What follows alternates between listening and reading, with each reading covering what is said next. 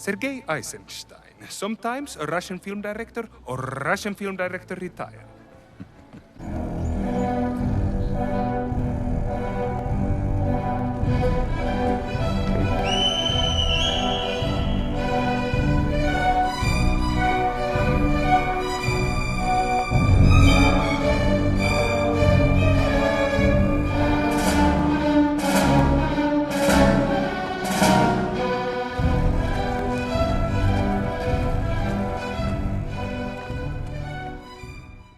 In 1930, Russian filmmaker Sergei Eisenstein, considered by many one of the founding fathers of cinema, took a career-defining trip through Europe and the United States. After Paramount Studios refused to work with him, Eisenstein was approached by American author Upton Sinclair with the proposal to shoot his next film in Mexico. The time Eisenstein spent in Guanajuato, Mexico would be the topic of British auteur Peter Greenaway's 2015 film.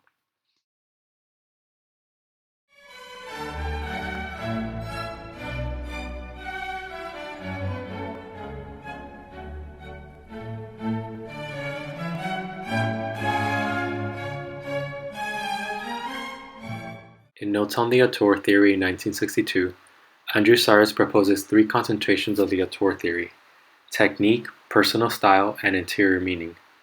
Sarris also suggests that the ultimate premise of the auteur theory is concentrated with interior meaning, the ultimate glory of cinema as an art. Throughout this lens, Greenaway's Eisenstein in Guanajuato is very much the work of an auteur, and in this fashion doesn't settle for a traditional biopic. Throughout the film, Greenaway juxtaposes visual embodiments of his main character's contemplation with cinema as an art form. In fact, film scholar Carla Molinari outlines three ways in which Greenaway approaches Einstein in his film. Through direct quotation, which includes the use of real images and words; indirect quotation, which Greenaway employs through the subtle references to Eisenstein's personal and artistic world; and the hidden approach, which Molinari considers more complex, hidden, and revealing of the fictional story beyond biography.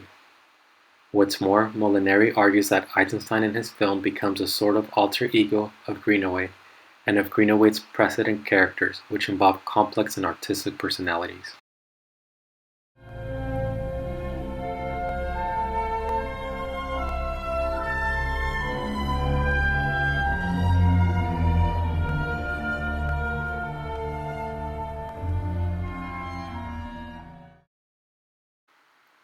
What makes Greenaway's film so provocative is his adoption of the queer gaze to create a fictional story about Eisenstein's artistic and sexual awakening in Mexico.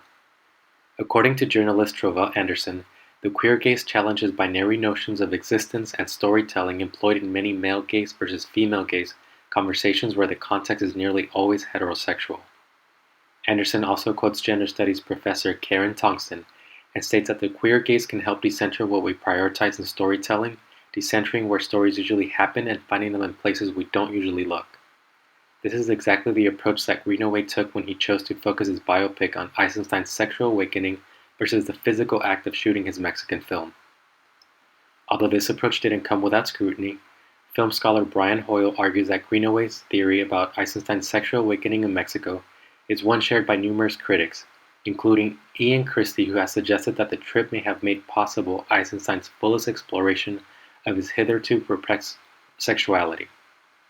Hoyle also points out that Greenaway, as a long admirer of Eisenstein and one who has taken influence from his work, argues that there was a profound change in Eisenstein's work after 1933, that is, after his experience in Mexico.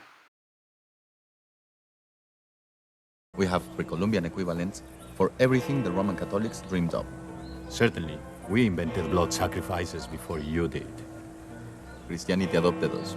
We did not adopt Christianity.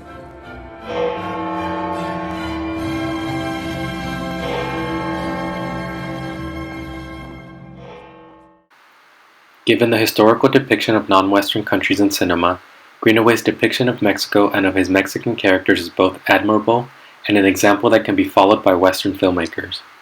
According to film scholar Robert Stamm, a Bakhtinian approach to ethnicity in the cinema would emphasize less of a kind of one-to-one mimetic adequacy to sociological or historical truth than the interplay of voices, discourses, and perspectives.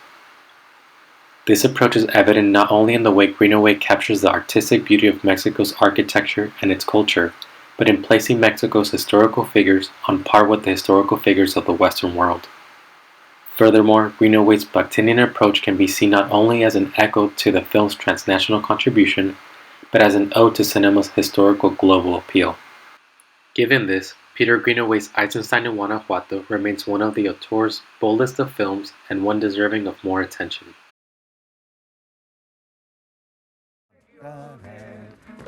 Right, left.